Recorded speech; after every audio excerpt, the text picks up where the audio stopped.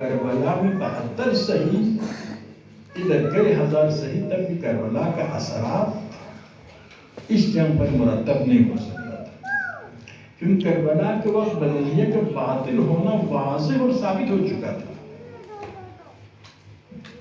حتیٰ جو دشمن کے لوگ تھے وہ بھی امام حسین کو نہیں فرماتے تھے یزید نیک ہے آپ جنگ نہ کریں۔ یزید کا برا ہونا، بنو امیہ کا برا ہونا کلیئر تھا، حق و باطل کی جنگ ہونا کلیئر تھا، وہاں پر شہادت باطل کے لیے غرق کرنے والا سمندر تھا۔ لیکن امام حسن کے زمانے میں بنی امیہ بنی ہاشم کی دشمنی، امام حسین کے لیے یہ کہنے کی کوشش کی لیکن وہاں پر کام نہیں چلتا تھا۔ دو شہزادوں کے ابتدا کیا نام ہے جنگ، جیسے امام حسین کے لیے بھی کہتے، لیکن وہاں پر اقبال کی شعر ہے نا، اگر اقتدار آپ کا ہدف ہوتا تو اتنی مختصر تعداد 72 کو لے کر آپ جنگ کے لیے نہ جاتے۔ تو اقتدار کی جنگ، بنی امیہ و بنی ہاشم کی دشمنی، خلیفہ سوم کے مارا جانے سے انتقام لینے والا ایک گروہ، خلیفہ سوم کے قاتلین کے گروہ، اس طرح سے مختلف بہانوں کے ذریعے دو لشکر جب جنگ کرتے ہیں گروہ مر جاتا ہے، شہید ہو جاتے ہیں، شکست آ جاتے ہیں، لوگوں پر اثر نہیں ہو سکتا۔ اسی لیے یہ خون ضائع ہونے کا خطرہ ہے، عند اللہ تو ضائع نہیں ہوگا لیکن معاشرے میں وہ اثر مرتب نہیں ہو سکتا تھا۔ دوسرا یہ تھا کہ امام حسین ایسے ہی خلافت معاویہ کو دے دیتے، چپ چاپ بھائی جب ہمارے ساتھ لوگ نہیں ہیں ہم چھوڑ کر چلے جاتے ہیں۔ تو بھی ایک ذمہ دار انسان ایسا نہیں کر سکتا ہے کہ امت اسلامی کو ایک شیطان کے حوالہ کرے۔ تیسرا یہ ہے کہ امام مشروط سلوک کرے، سلوک کرتے ہیں مشروط۔ مثلا سلوک میں شرط کیا ہے؟ امیر شام اپنے آپ کو امیر المومنین نے کہنا ہے، یہ ایک، اور قرآن و سنت پر عمل کرنا ہے۔ دو، شیعیان علی پر چاہے حجاز میں ہو، عراق میں ہو، جہاں یمن میں ہو، ان پر ظلم نہیں کرنا ہے۔ الگ بعض شروط اور ہیں جو محل اختلاف ہے، مثلا ابجر کی سرزمین اور کچھ شہروں کے کیا نام ہے مالیات امام حسن کو دینا ہے، امام حسین کو دینا ہے، یہ محققین کہتے ہیں کہ بالکل معاویہ نے بنایا ہے تاکہ امام حسن کو بدنام کرے، یہ پیسہ چاہتے تھے۔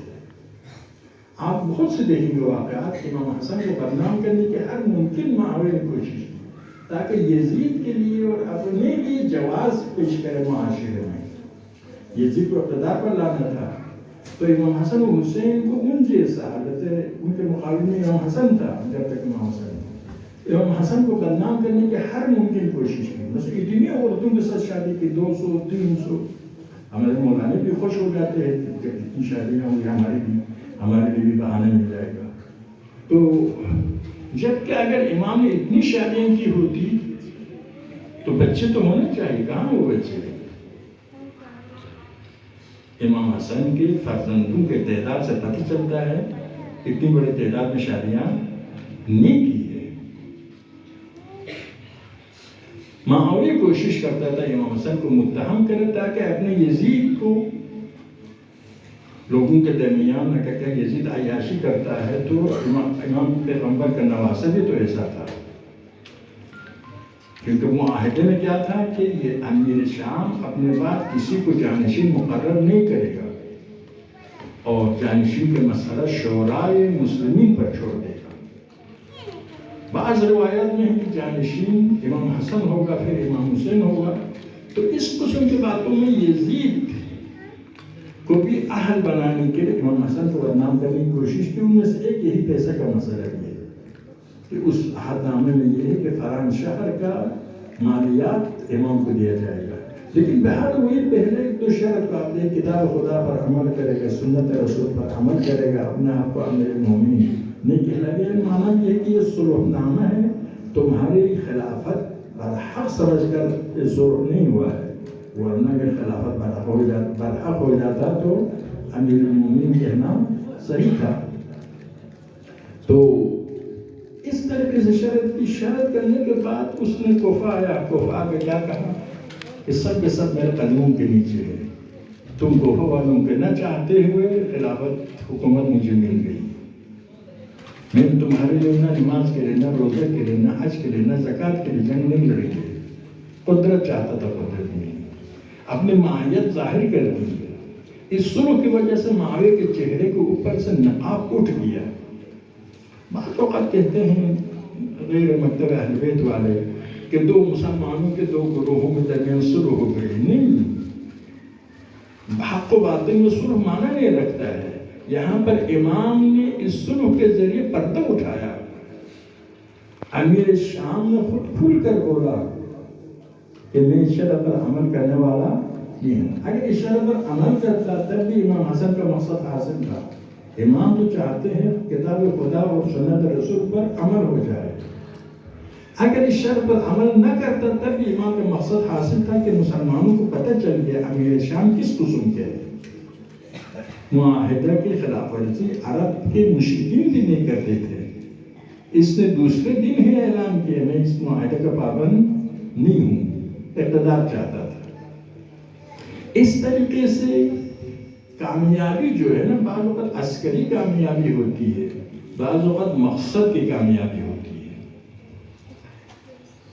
تو آپ دیکھ رہے ہیں کہ مولا امیر المومنین جناب سیدہ، وہاں پر جناب سیدہ کے قیام، علی کی سکوت، مقصد کی کامیابی تھی. جناب سیدہ کے قیام کی وجہ سے شیخین کے پاس کوئی دلیل نہیں ہے، شیخین کے ماننے والوں کے پاس بھی کوئی دلیل نہیں ہے کہ ان کی مستند ترین کتاب بخاری مسلم میں ہے کہ جس سے فاطمہ ناراض ہو جائے اس سے پیغمبر ناراض، پیغمبر جس سے ناراض اس سے خدا ناراض. اور جناب سیدہ نے جب خلیفہ آیا تو فرمایا خدا گواہ رہنا میں ان سے ناراض ہو کر جا رہے ہیں. یعنی قیام فاطمہ مقصد میں کامیابی کا ذریعہ تھا. اس وقت علی کے قیام کا یہ مقصد حاصل نہیں تھا، کیونکہ علی اس وقت اگر قیام فرماتے آپ جانتے پورے عالم اسلام میں بغاوت ہو گئی تھی. مدینے میں علی قیام فرماتے تو مسلمانوں میں تو پھر علی نے فرمایا نا کہ میں قیام کروں. جناب سیدہ سے فرمایا میں قیام کروں، پھر آپ اپنے والد کا نام نہیں سن سکے گی، اسلام نابود ہو جائے گا.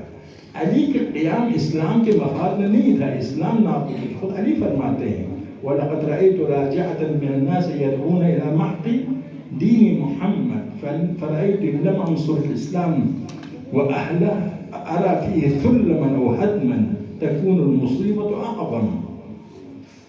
تو یہاں پر جناب سیدہ کے قیام کی وجہ سے باطل سامنے آ گیا، حق واضح ہو گیا. تو مقصد کی کامیابی تھی، مقصد کی کامیاب. خود علی فرماتے ہیں کہ نظرت فلیس معی الا اہل بیتی فظننت بهم عن الموت. میں نے دیکھا میرے ساتھ اہل بیت کے علاوہ کوئی اور نہیں ہے، نہیں چاہا ان کو موت کے دہانے میں ڈال دوں. کیونکہ جنگ ہدف نہیں ہے، جنگ وسیلہ ہے، حق ہدف ہے. اگر اس جنگ کے ذریعے حق تک پہنچتے ہیں تو جنگ کرنا ہے. اگر اس جنگ کے ذریعے حق تک نہیں پہنچنا ہے، صرف اعلی حق کی نابودی ہے، شہادت ہے، تو پھر جنگ کا حکم نہیں ہے. ائمہ کے ثبوت یہاں سے کہ اس جنگ کے نتیجے میں دین کی خدمت ہو جائے تو جنگ. اگر جنگ کے نتیجے میں دین کی خدمت نہیں ہو سکتی ہے تو پھر جنگ کا فریضہ نہیں ہے. آپ کو جنگ دیتے ہیں نا کہ کفار کتنی برابر ہو، آپ بھاگ سکتے، بھاگ نہیں سکتے. فقہی احکام خود قرآن میں آیا ہے. تو یہ جناب سیدہ کے قیام مقصد کی کامیابی تھی. علی کے قیام میں مقصد کی کامیابی نہیں، اسلام نابود ہو سکتا تھا. اسی طرح سے امام حسن مجتبیٰ کے صلح میں مقصد کی کامیابی تھی. معاویہ کو رسوا کیا. اگر جنگ کرتے تو یہی مخلصین شہید ہوتے. خود امام حسن مجتبیٰ فرماتے ہیں اہل کوفہ سے صفین جاتے ہوئے تمہارا ایمان آگے آگے تم پیچھے پیچھے تھے. یعنی دین اور ایمان کی قیادت تھی. علی تمہارے دنیا آگے آگے تم پیچھے پیچھے ہو. ابھی تمہاری حرکتیں کس کے لیے ہیں؟ دنیا کے لیے. یہ حالت تھی لوگوں کی حرکت دین کے لیے، خدا کے لیے نہیں تھا. خود امام حسن فرماتے میں اگر جنگ کرتا تو کان صبتاً کہ بنی ہاشم پر ایک گالی تھی، کیونکہ امیر شام جو فتح مکہ میں طلقاء کے عنوان سے معروف ہو گئے، اذهبوا انتم طلقاء، اور بنی امیہ خود شرمندہ تھے پیغمبر کے آزاد کردہ غلام ہونے سے، تو اسی لیے وہ لوگ کیا چاہتے تھے؟ اس مشکل سے، اس ذلت سے نکلنا چاہتے تھے، تو اسی لیے چاہتے تھے کہ بنی ہاشم کو جنگ کرے، گرفتار کرے، سب شیعوں کو، مخلصین کو قتل عام کریں گے، صرف امام حسن حسین اور خاص چند بنی ہاشم کو آزاد کریں گے، آزاد کر کے عزت و احترام کے ساتھ پہنچائیں گے عالم اسلام کے پاس، بتائیں گے دیکھو ہم نے اسیر کیا اور پھر ان کو عزت و احترام کے ساتھ آزاد کیا، ہم کتنے نے کہ پیغمبر کے اس احسان کا بدلہ ہم نے دیا ہے اور معاوضہ دیا ہے، اور پھر زہر کے ذریعے ختم کرنا تو امیر شام کا طریقہ کار تھا، جیسے امام حسن مجتبیٰ کو اور ابو بکر کے بیٹے کو، خالد کے بیٹے کو، 10 کے قریب شخصیات کو زہر کے ذریعے اٹھا دیا، جیسے حضرت مالک اشتر کو. تو اسی لیے اس طرح سے اگر جنگ کرتے تو مخلصین شہید ہو جاتے. امام دوسری جگہ پر فرماتے ہیں کہ زمین پر کوئی شیعہ زندہ نہیں رہتا اگر میں جنگ کرتا. تو خطرات زیادہ تھے، فائدے بھی. امیر شام جیسے مکار انسان کو ہوتا تھا، مشروط سلوک کر کے اس کے چہرے کے اوپر سے نقاب اٹھایا.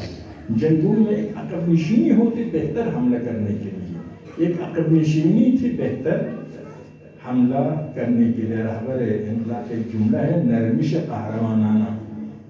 ہم کچھ نرمی دکھائیں گے لیکن نرمی بزدلی کی وجہ سے نہیں، کمزوری کی وجہ سے نہیں، قہرمانی کی وجہ سے، طاقت کی وجہ سے، شجاعت کی وجہ سے. یہ دونوں میں فرق ہونے کی ضرورت ہے. یہ سیرت اہل بیت ہے. نرمی اگر دکھایا تو اس کے نتیجے میں اسلام کی کامیابی اس کا نتیجہ تھا. کربلا میں بھی کیا ہے، ظاہر عسکری لحاظ شکست تھی، لیکن مدینے سے حسین نکلتے وقت کیا فرمایا؟ من لحق بنا استشهد ومن لم يلحق لم يبلغ الفتح. جو ہمارے کاروان میں شامل ہو جائے گا وہ شہید ہو جائے گا، جو کاروان میں شامل نہیں ہوگا وہ فتح اور کامیابی کے ساتھ ہمکنار بھی نہیں ہوگا. ہم شہید ہونے جا رہے ہیں، کامیاب ہونے جا رہے ہیں، یعنی مقصد کی کامیابی تھی قیام کربلا میں. ظاہری کامیابی نہیں تھی، مقصد کی کامیابی. زودرس نتائج نہیں تھے، دیر رس نتائج تھے. تاروز قیامت یہ انقلاب کیا تھا، تاروز قیامت کے لیے اس کے نتائج. تو مولا امام حسن مجتبیٰ نے یہاں پر بہت بعض بزرگان کو کہتے ہیں کہ امام حسن امام حسین سے زیادہ مضمون تھے. کیوں؟ امام حسین کے سامنے شہادت کا راستہ کھلا تھا، شہادت سے بہترین نتائج حاصل کر سکتے تھے. امام معصوم شہادت سے ڈرنے والے نہیں ہیں، وہ آخرت پر یقین رکھتے ہیں. کربلا کے واقعات، آپ کے عاشور کے دن کے واقعات آپ کے سامنے ہیں، لیکن امام حسن مجتبیٰ کے لیے شہادت کا راستہ بھی بند تھا.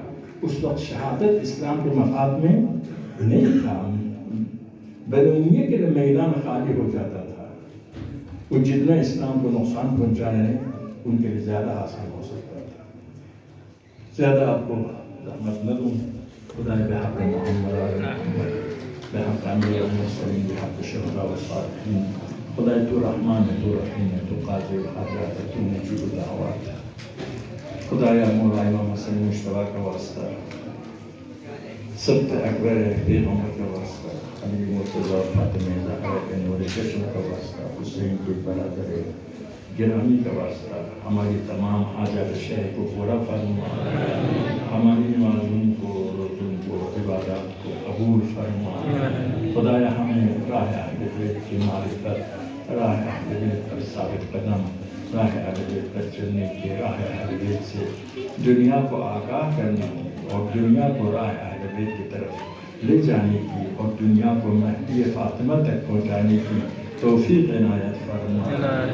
خدایا امام کے ظہور میں تحجیل فرما. غم محمد و آل محمد کے علاوہ کسی اور غم میں ہمیں گرفتار نہ فرما. خدایا ہماری مساجد، امام بارگاہ، دینی مراکز علماء کرام مراجع اعظام اور معظمات سسٹم اور باقی آیات الہی کو خدایا اپنے حفظ و امان میں ان کی سب کی حفاظت فرما، سب کو کامیابی عطا فرما، اوضاع کو روز بروز ترقی عطا فرما، کل انسانیت کی قیادت کے لیے، ہدایت کے لیے ان اوضاع کو قابل و لائق فرما۔ آخر میں تمام حاضرین کے مرحومین کو شہدائے کربلا کے ساتھ محشور فرما، تمام حاضرین کے مرحومین کے لیے اور خصوصاً شہدائے ملت کے لیے سورہ فاتحہ